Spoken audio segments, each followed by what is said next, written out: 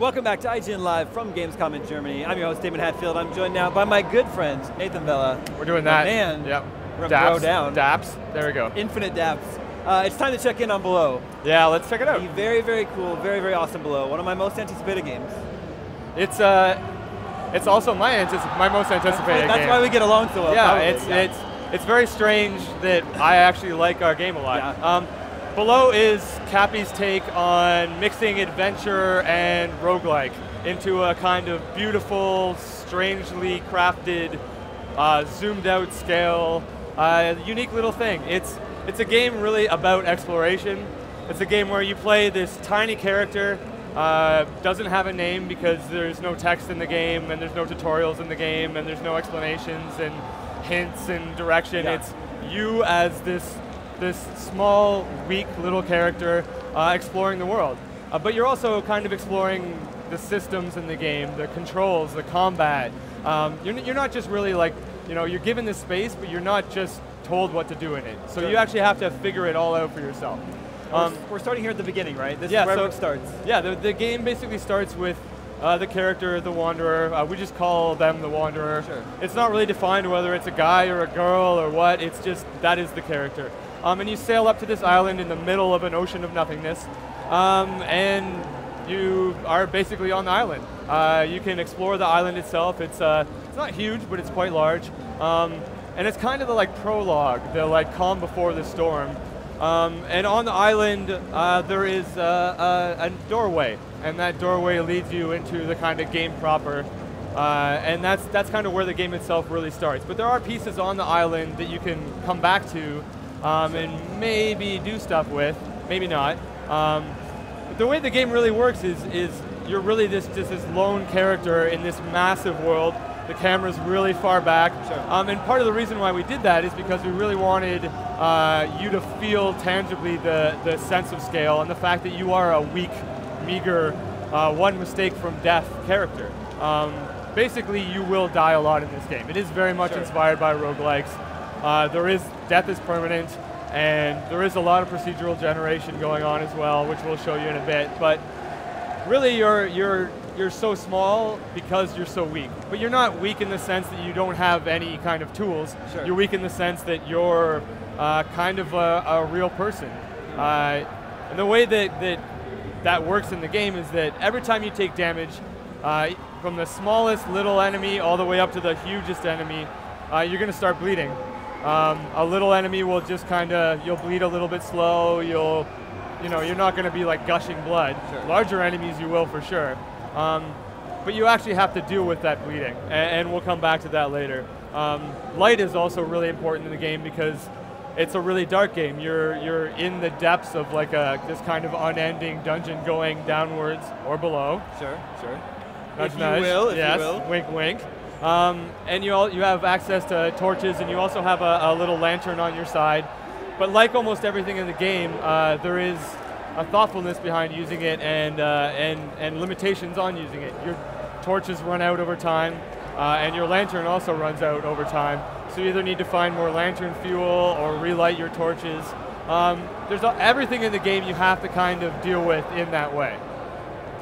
So we're descending the stairs here. Isn't there a point where you sort of set up a camp, and then that's where if you die, you'll come back to there?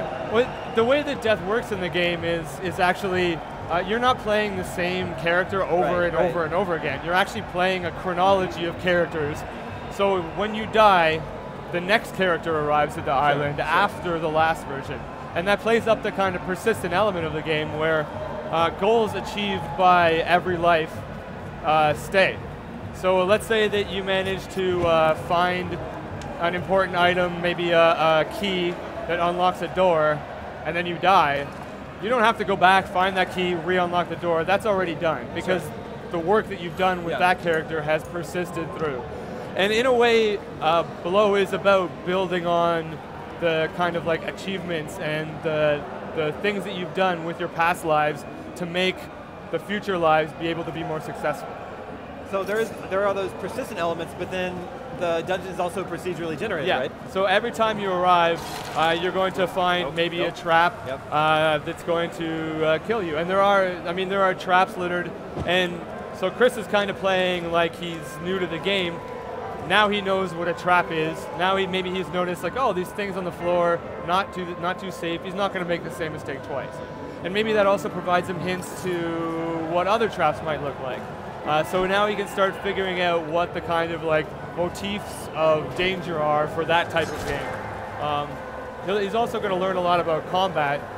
And combat is I mean, it's a sword and shield game. Okay. You always have a sword, you always have a shield.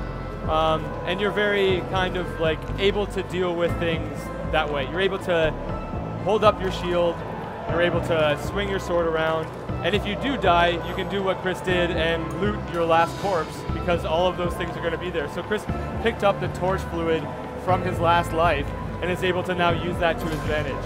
He also got smoked by a dart trap, and now he knows what dart traps actually look like and can avoid those as well. But yeah, coming back to the combat in the game, as we get deeper in the dungeon, right now it's very kind of sparse on the enemies, but as you get deeper, there are more enemies, there are more dangerous enemies, there are larger enemies, there are more complex enemies, and so survival starts playing into it in a massive way. You have to think about exploration, finding those breadcrumbs that are going to lead you to those important parts, but you also have to think a lot about survival. You have to know that like there are certain things in the dungeon that are going to kill you, that are going to damage you, and you have to think about how you're going to heal, how you're going to persist when the deeper you go, maybe the less likely it is to find those items that are going to keep you alive. Real quick, as you're playing, is there any sort of like hints that you're given towards a goal other than just to see how far down it goes? Is there any, does the narrative start to develop? Absolutely. There is a massive, really deep lore and narrative and backstory to the game. There's a purpose behind kind of everything that's there. And the way that you find that is through, as I like to say, purposeful exploration. Sure. With air quotes. Yep. And basically what that means is you have to just be thinking about and looking at your environment. You have to try to find those breadcrumbs that'll lead you through the depths, because you can get lost. Sure. You can just it'll randomly generate itself until you're kind of, really deep, but you might not know where you're going.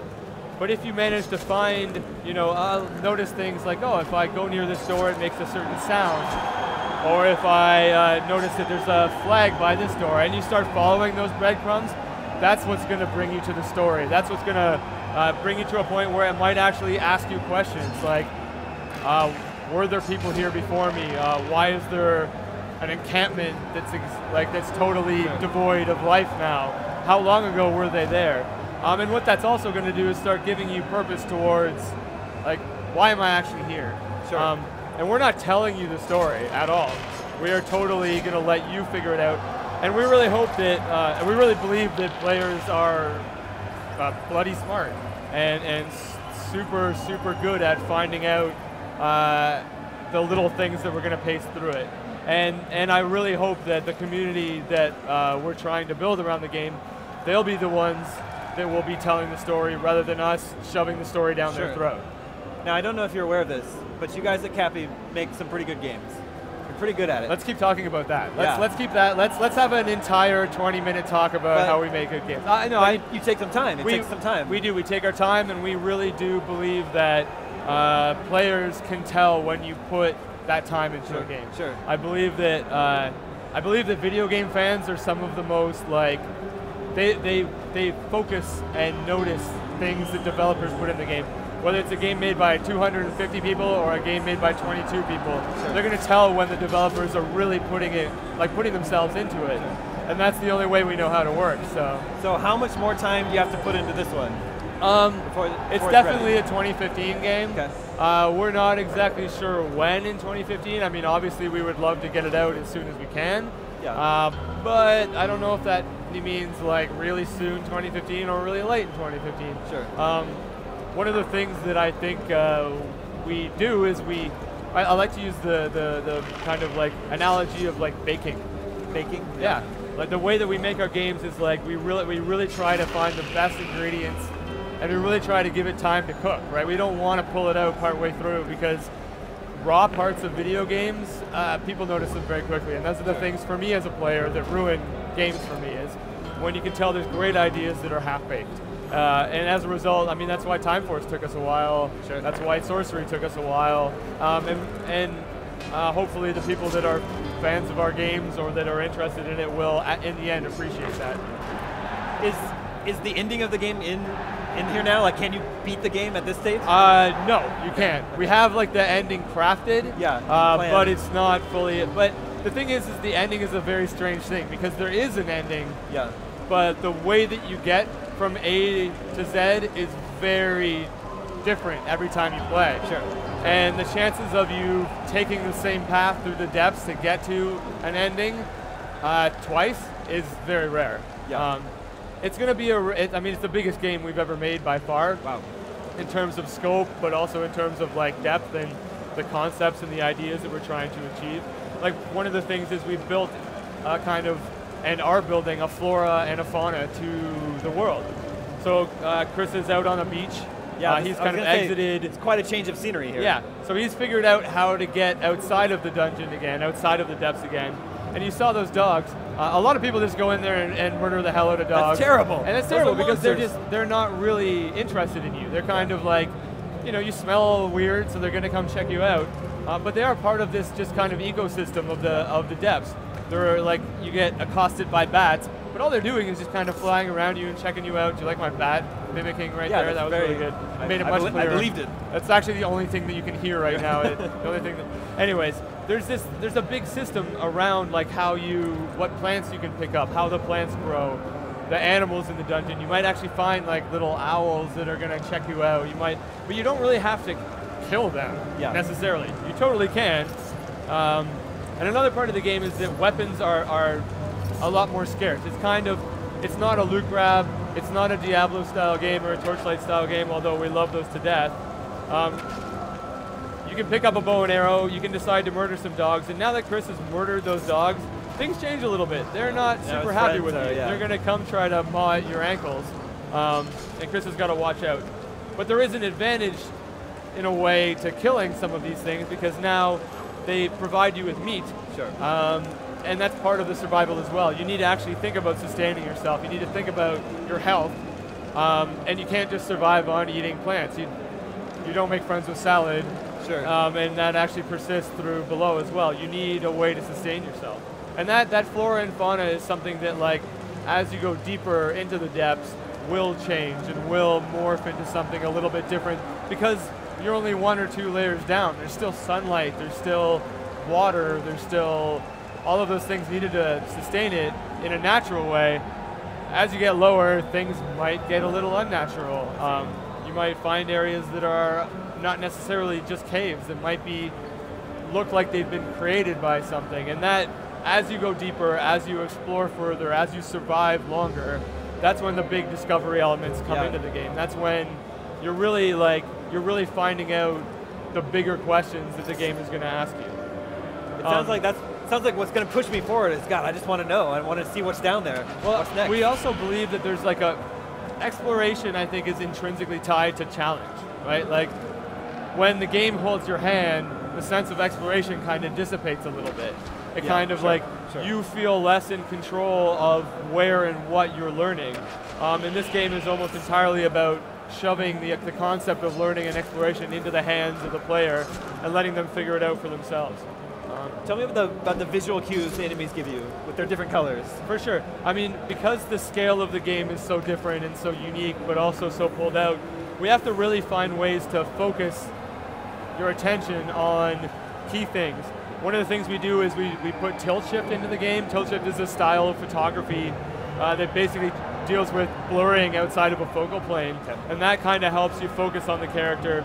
Enemies and their silhouettes and their colors are also hints. Every enemy is going to have very clear tells on, like, they're going to pull back, turn white right before they attack, so okay, I put up my shield or I dodge backwards. Yeah. Because your character's nimble and has a lot of ways of dealing with these things, we just need to make sure that you can, that you always are clear what's going on around you. And that's a big challenge for us. It's definitely, we really wanted to make a game that has a unique viewpoint, that wasn't just relying on cameras and perspective that has been dealt with before.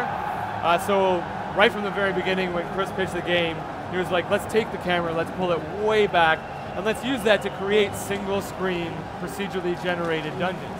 So all of what you're seeing right now is procedurally generated, and as you kind of get familiar with the game, you'll start realizing, crap, all of the main dungeons are just one screen, so I know the space that I have to explore. I know that if I leave everything on the right-hand side of the screen in Fog of War, that's actually the space that I could be exploring. Sure. So if I'm playing below and I need to take a break and do my homework, can I save my game like where I am on this screen, or? You can press pause. Well, yeah, I mean, there is going to be both kind of light save system of some sort that we're still really working on because it's super challenging to figure that design out. But there's also going to be a quick travel concept in it as well. One of the most important things that I was talking about when it comes to the weapons and how it's not a loot grab is that you have your sword and shield, but you also only have one slot on your back. So early on, Chris found a bow and arrow, and then now he just found a spear, and he actually had to make the choice, like, do I want to keep my bow and arrow and use ranged weapons, or do I want to use my spear, which is stronger, has a longer range. But every weapon has a risk reward. The bow and arrow lets you deal with long distance, but it also is terrible up close. The spear, Chris just lost his head at a guillotine trap. Yeah, every weapon really has those. If you find a hammer, it's super powerful, but super slow. You find a spear, it's really long range, but when you do your attacks, it really puts you at risk to damage. Sure. So you have to make, like everything in the game, you can just grab a weapon and not really care, or you can think about it and deal with it with purpose. And again, that's all part of the exploration, and it's also all part of survival in the game, because really, the weapons are a big part of how you survive. So we're a new Wanderer coming into the dungeons now. Since everything's procedurally generated, how do you find your previous Wanderer's corpse to get his loot? So the way that we're dealing with it is depth is very important. Okay. So like you can move laterally throughout the dungeon, you can move up the way you came, and you can also move downwards. And as you move downwards, that's kind of how the game is keeping track of where you've died. Okay. So if you end up going down, say 10 levels, and you die, your body might not be in the exact same spot because the world is remixed and shifted and regenerated, but your corpse will be that far down. Gotcha. So you can always find it. And there are key things that, even main items that are going to stay with your body, but over time they might, through a mysterious way, replace themselves. Sure. Which is again something that you're going to have to learn how to deal with as well. That there are certain things that work in the game that will do stuff like grab items that you need and move them to a certain place. Yeah. What do you think it is about roguelikes? I like roguelike games too. They're notoriously difficult and challenging. Well, I think in a weird way it's a backlash against games that are very simple and hand-holdy, and at the same time it's also about people really wanting to feel that sense of challenge and that sense of risk and that sense of living and dying by your understanding and talent of the game, right? Like one of the things that we've always loved about video games is being good at video games. Sure. I'm a huge fighting game fan. I spend a lot of time in training mode because I just want to be good at that game. And I think roguelikes provide people with an opportunity to really challenge themselves in a way that like other games that are more quick time eventy and again, I'm not disparaging these games, it's just a different take on what video games can be. I think it's just providing people who love that type of thing a very specific thing. Do you think games in general have gotten easier over the years? I think some games have gotten easier. I mean, I think it's proof that there is so much that can be done with this medium, and it's also proof that the people who love the culture around games are going to pick different things. They're going to pick what they like. Yeah. And whether it's independent games kind of opening up the different opportunities for different games, or whether it's big games providing deeper experiences in a certain genre, that's what we're trying to do with this game, is provide something specific. We're not trying to go out there and make a game for everybody on the planet. Below is for people who love this type of game, and we're included in that group. You make independent games, but what's the best AAA game you played recently? Evolve. Well, yeah. Evolve is, to me, I love multiplayer FPS, and Evolve is goddamn exciting. Cool, Nathan, so much for giving us an update on Below. Thanks for awesome. listening. It continues to look awesome. I hopefully it will continue to look awesome until it comes out. Thanks a lot for having us, and anybody who wants to check out the game, it's www.whatliesbelow.com. You can check out the Gamescom trailer on IGN or on our site, or there's a lot of stuff out there for you to find. Look for it in 2015. 2015. Real quick before we go, would you like to take this opportunity to announce Critter Crunch 2? I will take this opportunity to not announce Critter Crunch 2. You missed it. I'm glad you liked that. I love that game. I love that game too. I'm going to play that game. Nathan, thank you so much. Thanks a lot, dude. Stay tuned. Lots more to come from IGN Live at Gamescom, brought to you by Dead Island 2, right after these messages.